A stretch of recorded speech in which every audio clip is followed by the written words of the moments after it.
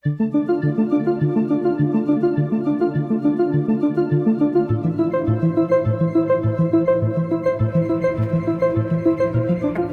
ओए ओए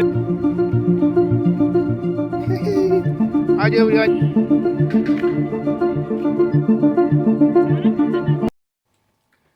hello friends, आज मैं फिर आई हूँ न्यू ब्लॉग लेके, नई मन की बात लेके। तो फ्रेंड्स, आज मैं बात करूँगी आपसे। वैसे भी मैंने हनुमान जी के बारे में आपसे बहुत सारी बातें बताई है, तो आज मैं आपको हनुमान जी के ऊपर कुछ दो चार बातें बताऊँगी। उसके बाद मैं फिर और भी कई तरह की बातें बताऊँगी। पहले तो मैं हनुमान जी के ऊपर बताऊँ कि आपको जैसे बहुत सारे लोग होते हैं ना कि पिशाच भगाने के लिए लोग एक बार हनुमान जी को याद करते हैं, ध्यान करते हैं। तो कई इस तरह की बातें होती हैं उनकी। हनुमान जी की कौन कौन सी फ़ोटो आपको लगानी चाहिए और कौन सी नहीं लगानी चाहिए, ये मैं आपसे आज बताऊंगी। हनुमान जी की जो पंचमुखी एक तस्वीर है, वो आप घर में लगा सकते हो। एक पंचमुखी तस्वीर आती है, वो आप लगा सकते हो हनुमान जी की। उससे घर में लक्ष्मी प्राप्ति मिलती है। और दूसरा है फ्रेंड्स, लाल रंग का हनुमान, ये आप लगा सकते हैं। इससे घर में सुख शांति आती है। और तीसरा है फ्रेंड्स, हनुमान जी की पहाड़ उठाते हुए मूर्ति, ये आप लगा सकते हो घर में। मूर्ति इस फोटो इसकी, या मूर्ति हो या फोटो हो, जो भी हो, तो इससे घर में मतलब अच्छा ही होता है। और चौथा है फ्रेंड्स, सफ़ेद रंग का हनुमान, आपने देखा होगा सफ़ेद रंग का हनुमान जी है। सफ़ेद रंग के हनुमान जी के अगर आप फोटो लगाते हैं घर में, तो आपको आपके बच्चों को मतलब जो बच्चे पढ़ाई वढ़ाई करते हैं, तो उन बच्चों को बुद्धि प्राप्ति मिलती है। वो ज्ञान के लिए होता है, वो वाली फोटो ज्ञान के लिए होता है। और चौथा है सॉरी पांचवा है, राम जी के पूरे परिवार के साथ, और हनुमान जी वहाँ बैठे हैं, हाथ इस टाइप से जोड़े राम जी के पास बैठे हैं। तो ये आप तस्वीर लगा सकते हो। इससे जो है आपके परिवार में एकता बनी रहेगी, सुख शांति और एकता बनी रहेगी। और फ्रेंड्स, ऐसी तस्वीर आप घर में नहीं लगा सकते हो हनुमान जी की, जो कि हनुमान जी के गुस्से में देखते हुए तस्वीर, वो आप नहीं लगा सकते हो। हनुमान जी की लंका में आग लगाए हुए या पूंछ में आग लगा के घूमना, ऐसी कोई तस्वीर आप घर में नहीं लगा सकते हो। और हनुमान जी के जैसे वो सीना फाड़ के दिखाया था सीता मैया को कि ये देखिए मेरे सीने में राम जी बसे हैं, वो वाली तस्वीर राम और सीता की जो उन्होंने दिखाया था, वैसी कोई तस्वीर सीना फाड़ते हुए, मतलब कहने का मतलब है इस टाइप से सीना फाड़ते हुए हनुमान जी की ये तस्वीर भी घर में नहीं होनी चाहिए। और तीसरा है फ्रेंड्स, तीसरा कि चौथा, तीन बता दिया ना, चौथा, हनुमान जी का पर्वत को उठा के लेके भागने वाला, मतलब लेके ऐसे उठा के रखे हुए खड़े हुए हैं, वो वाला ठीक है। उससे क्या है, आपके घर में अगर उठा के ऐसे खड़े हुए हैं, उससे आपके घर में बरकत होती है और तरक्की होती है। और अगर देखा होगा आपने पहाड़ लेके जाते हुए तस्वीर, उड़ते उड़ते जाते हुए तस्वीर, वो वाली तस्वीर भी घर में नहीं होनी चाहिए। हाँ, तो ये आप चीज़ों का ध्यान रखिए फ्रेंड्स। तो चलिए, और आगे मैं, क्योंकि मैंने जी के ऊपर मैंने कई सारे मैंने बातें बताई थी, तो मैंने कहा चलो आज आपको तस्वीरों के बारे में भी थोड़ा सा बता दूं। और आज का मैं आपको बताऊं फ्रेंड्स, एक मैं कहानी आपको मैं सुनाना चाहती हूँ। एक सेठ की कहानी मैं आपको सुनाना चाहती हूँ, जो कि मतलब आपके मतलब वो कहानी जो है एक मोटिवेशनल कहानी है, जो आपको बहुत ही अच्छा सा संकेत देगा। वो कहानी कहानी ऐसा है फ्रेंड्स कि एक सेठ था, बहुत पैसे वाला, बहुत ही अमीर सेठ था। तो वो, उसके मतलब कई तरह के बिजनेस थे, कई तरह के अच्छे अच्छे बिजनेस थे, बड़े बड़े फैक्ट्रियाँ थे, मतलब बहुत ही अमीर जिसे बोलते हैं, बहुत ही अमीर था वो। तो वो एक दिन अपने घर आया शाम को, थक हार के। तो आके देखता है घर में सारी उसकी जो फैमिली है, बीवी बच्चे जो भी हैं, सब पूजा पाठ करते हैं बैठ के। तो वो थोड़ा सा सेठ जो है, वो थोड़ा सा भगवान से थोड़ा सा दूर रहना पसंद करते थे। वो भगवान को मानते नहीं थे। तो वो क्या, वो देखे नीचे पूजा हो रहा है, वो अपना सेठ जी जो है वो अपना ऊपर जाके बिस्तर में अपने कमरे में चले गए, जाके अपना ब्यौरा वगैरह चेक कर रहे हैं, क्योंकि भैया इतने बड़े बिजनेसमैन है, ब्यौरा वगैरह चेक कर रहे हैं, अपना कंप्यूटर खोल के देख रहे हैं कहाँ लॉस है कहाँ क्या है। तो उनको अचानक से ना एक थकावट सी आई अपने शरीर में, अजीब सा उनको बेचैनी हो रही थी उनके शरीर में। तो उन्होंने अपने नौकर को बुलाया, नौकर से बोला कि ज़रा कॉफ़ी ला के देना। तो नौकर ने कॉफ़ी ला के दिया। तो तब भी उनकी ना बेचैनी और बढ़ती चली गई। तो उन्होंने तुरंत नौकर को बोला कि एक काम करो, डॉक्टर को बुलाओ। तो डॉक्टर आए। तो डॉक्टर ने देखा बोले कि देखो ज़रा मुझे क्या हो रहा है, बड़ी अजीब सी बेचैनी हो रही है, पूरे शरीर में मेरे से रहा नहीं जा रहा है। डॉक्टर ने चेकअप वेकअप किया तो डॉक्टर ने बोला कि ऐसा है सर, आप बिल्कुल ठीक हो, आपको कोई दिक्कत नहीं है। तो सेठ जी कह रहे नहीं, एक बार आप चेक करो अच्छे से मुझे क्या हुआ है, मुझे मेरे शरीर में पूरी बहुत ही बेचैनी हो रही है। तो डॉक्टर ने कहा नहीं सर, आप बिल्कुल ठीक हो, आपको कोई दिक्कत नहीं। बाकी अगर आपको नींद नींद की मैं गोली दे देता हूँ, कुछ दवाइयाँ दे देता हूँ आपको। डॉक्टर ने थोड़े बहुत दवाई ववाई दी और एक नींद की गोली भी दे दी है उनको। तो उसके बाद क्या हुआ, रात को वो सोए तो सही, पर उनको नींद नहीं आ रही थी। दवाई ववाई खा के वो सो गए, नींद की गोली खाई नहीं थी, नींद नहीं आ रही थी। उसके बाद भी उनको नींद नहीं आई, पूरे शरीर में ऐसी बेचैनी हो रही थी उनके। तो फिर उन्होंने नींद की गोली भी खा ली, उसके बाद भी उनको नींद नहीं आई। वो बहुत ही मतलब कुछ सोचने में पड़े हुए हैं, पता नहीं कौन सी बेचैनी उनके शरीर में थी।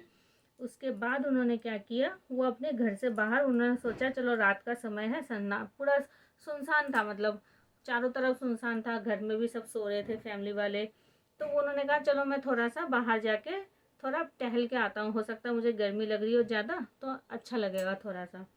तो वो सेठ जी जो है वो बाहर टहलने चले गए। तो फिर वो सेठ जी जो है वो रात को बाहर घूम रहे थे, काफ़ी देर तक इधर उधर घूम रहे थे। तो फिर भी उनके शरीर से जो है बेचैनी गई नहीं है। तो उन्होंने क्या किया, एक चबूतर से बना हुआ था कहीं पे, तो वहाँ जाके वो सेठ जी बैठ गए। बैठने के बाद वो पाँव अपना, एक चप्पल उतार के एक चप्पल पहन के पाँव अपना लटका के बैठे हुए थे। काफ़ी देर तक वो मतलब सोच ही रहे थे कि मतलब मेरे साथ ये क्या हो रहा है, मैं इतना बेचैन क्यों हूँ। तो इतने में एक स्ट्रीट डॉग आया, वो आके वो उनका जो सेठ जी का एक चप्पल था नीचे, वो लेके वो भाग गया।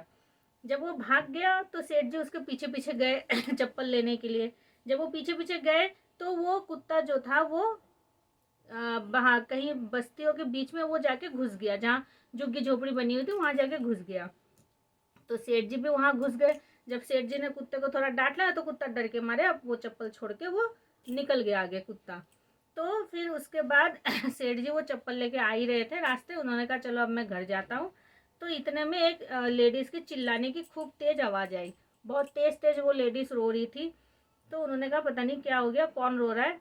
उन्होंने कहा छोड़ो ना, अपने काम से मतलब रखो, मैं तो चला, जो जो मर्जी जो करते रहे, मैं जाऊँ अपने घर। तो इतने में उन्होंने सोचा कि चलो ठीक है, मतलब आवाज़ इतनी तेज़ आ रही थी ना, क्योंकि रात का टाइम था, इतना सन्नाटा था, सुबह के 4 बज गए थे। अभी सोए भी नहीं थे सेठ जी, सुबह फिर उनको अपना बिजनेस भी संभालना था। तो वो फिर सोच में भी पड़ गए कि एक बार जाके देखूं तो सही क्या बात है, कहीं कोई मार रहा हो पीट रहा हो, कोई बात हो इस टाइप की। तो वो गए, उन्होंने जिस घर से आवाज़ आ रही थी उस घर का उन्होंने दरवाज़ा खटखटाया, नॉक किया। उन्होंने फिर वो लेडीज़ ने खोला तो उन्होंने कहा देखिए माफ़ कीजिएगा, मैं आपको परेशान नहीं करना चाहता, पर मैं यहाँ से गुजर रहा था तो मुझे आपकी तेज़ तेज़ रोने की आवाज़ आई। तो मैंने कहा चलो एक बार पूछ ही लूँ कि क्या बात है, आप इतना रो क्यों रहे हो। तो लेडीज़ ने उसने बताया कि उस महिला ने कि मेरी ये 7 साल की छोटी बच्ची है, ये बहुत ज़्यादा बीमार है, देखिए ये नीचे ज़मीन टी हुई है, सो रही है, और इसको हॉस्पिटल लेके जाना है, इलाज विलाज करना है, पर कोई पैसों से मेरी मदद कर नहीं रहा है। तो सेठ जी ने बोला इसमें रोने की क्या बात है, आप अगर ऐसे रोगे तो ऐसे मदद मिल जाएगी आपको, आप जाइए किसी के पास जाके आप पैसा वैसे मांगिए। तो कहती कोई पैसे देने को तैयार नहीं हो रहा है। कहते क्यों, आप क्या काम वाम करते हो।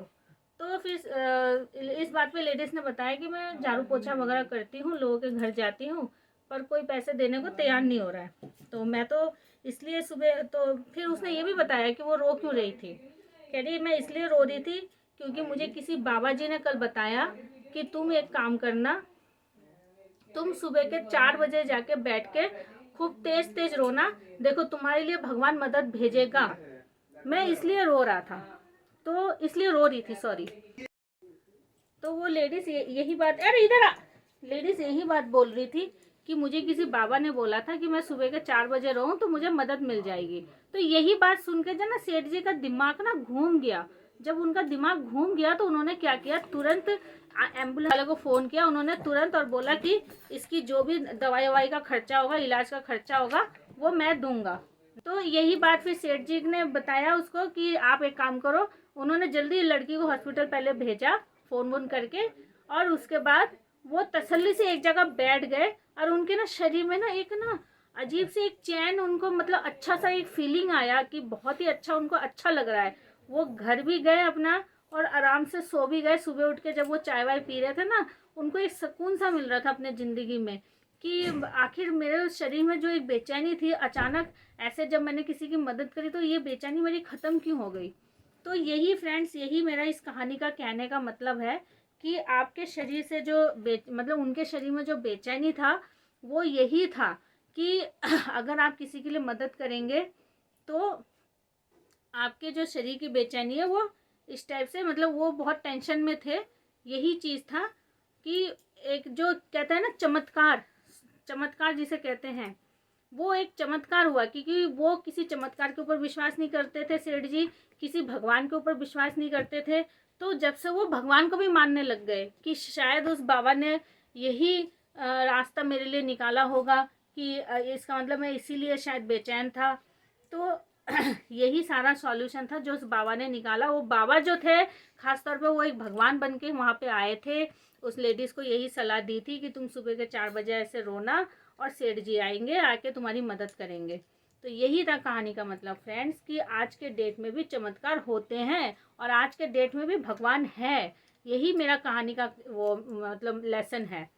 तो इसलिए भगवान को भी मानना चाहिए, चमत्कार को भी मानना चाहिए, और किसी की मदद करो उससे भी आपका अच्छा होगा, वो चीज़ भी आपको मानना चाहिए।